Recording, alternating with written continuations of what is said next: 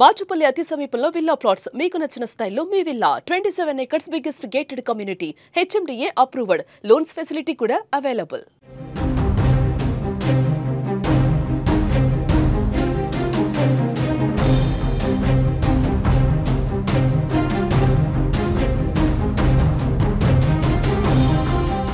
Social మీడియాపై బ్యాన్ను వ్యతిరేకిస్తూ నేపాల్లో జంజీ పేరుతో యువత చేపట్టిన ఆందోళనలు హింసకు దారితీశాయి. చివరికి నేపాల్ ప్రధాని ఓలీ శర్మ రాజీనామా కూడా చేయాల్సి వచ్చింది. అయితే నిరసనకారుల ఆందోళనల సమయంలో కొందరు మంత్రులు వారి కుటుంబ సభ్యులు పారిపోయిన వీడియోలు వైరల్ గా మారుతున్నాయి. ఇక నేపాల్లో ఆందోళనకారుల ధాటికి ఆ దేశ మంత్రులు తీవ్ర ఇబ్బందులు పడ్డారు.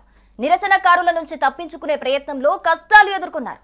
ఆర్మీ హెలికాప్టర్ల ద్వారా సురక్షిత ప్రాంతాలకు వెళ్లే ప్రయత్నం చేశారు. భారీ ఎత్తున నిరసన చోటు చేసుకున్న సమయంలో కొందరు మంత్రులు తమ కుటుంబ సభ్యులతో కలిసి పరారయ్యారు.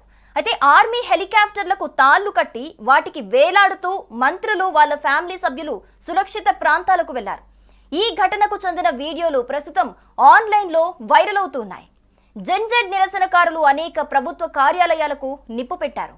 కేంద్ర సమాచార శాఖ మంత్రి పృథ్వీ సుబ్బా గురుంగ్ ఇంటికి కూడా నిప్పు పెట్టారు. డిప్యూటీ ప్రధాని ఆర్థిక మంత్రి బిష్ణు పౌడెల్ ఇంటిపై రాళ్లు రువ్వారు.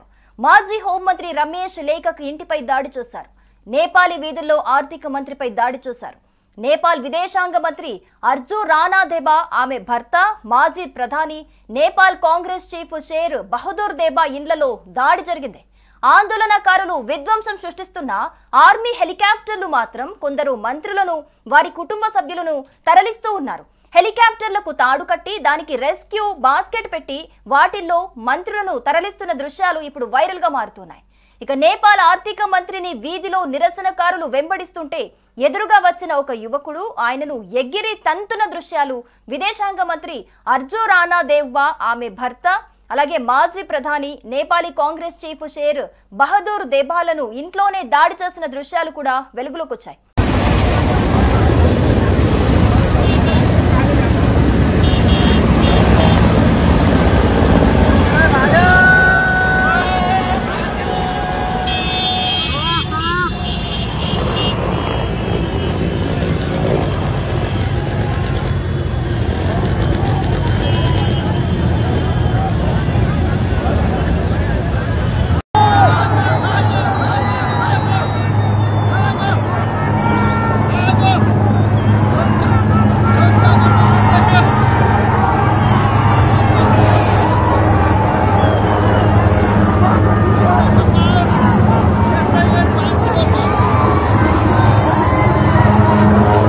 సోషల్ మీడియాలో ఈ భయానక వీడియోలు వైరల్ అవుతూ ఉండగా సైన్యానికి చెందిన హెలికాప్టర్లు కొంతమంది మంత్రులు అలాగే వారి కుటుంబ సభ్యులను కూడా సురక్షిత ప్రదేశాలకు తరలించగలిగారు. ఇక మరోవైపు నేపాల్లో జెన్జెడ్ ఉద్యమకారులు చేపట్టిన ఆందోళనలను ఆసరాగా తీసుకొని జైళ్ల నుంచి ఖైదీలు పరారవుతున్నట్లుగా వార్తలు వచ్చిన సంగతి మనందరికీ తెలిసిందే. ఈ క్రమంలో రామేచాప్ జైలు నుంచి పారిపోతున్న కొందరు ఖైదీలపై ఆర్మీ బలగాలు కాల్పులు జరిపాయి. దీంతో దేశంలో మరోసారి ఉద్రిక్త పరిస్థితులు నెలకొన్నాయి. గురువారం జైలు గేటు తాళాలను విరగొట్టి ఖైదీలు పారిపోయేందుకు ప్రయత్నించారని chief district officer Shyam Krishna Thama తెలిపారు. అయితే వారిని అడ్డగించేందుకు ఆర్మీ బలగాలు కాల్పులు జరిపారని తెలిపారు. ఈ కాల్పుల్లో డజన్ మందికి పైగా ఖైదీలు గాయపడ్డారని వెల్లడించారు. వారికి వైద్య చికిత్స అందిస్తున్నట్టుగా కూడా వివరించారు. ప్రస్తుతం పరిస్థితిని అయితే అదుపులోకి తీసుకొచ్చామని కూడా వారు చెబుతున్నారు. ఇక నేపాల్ కు కాబోయే ప్రధాని ఎవరు అన్నది ఇప్పుడు ఆసక్తికరంగా మారింది. ప్రధానమంత్రి కేపీ శర్మ ఓలీ రాజీనామాతో నేపాల్ కి కొత్త ప్రధాని ఎవరు? ఇప్పుడు అందరి దృష్టి కూడా కాఠ్మాండ్ మేయర్ బాలేంద్ర షా వైపు పడింది. ఈ నేపథ్యంలోనే ఆయన్ని అక్కడి ప్రజలు ముద్దుగా బాలెన్ అని పిలుస్తారు. ఈ ఉద్యమం వెనుక నాయకత్వం వహిస్తున్న జనరల్ జెడ్ నిరసనకారులకు మార్పు కోసం సూచించే ప్రముఖ వ్యక్తిగా కూడా ఎదిగారు. బాలెన్ అత్యున్నత పదవికి తన అభ్యర్థిత్వాన్ని కూడా ప్రకటించలేదు. దేశవ్యాప్తంగా నిరసనకారులు ముందుకొచ్చి నేపాల్ కు నాయకత్వం వహించాలని కూడా కోరుతున్నారు.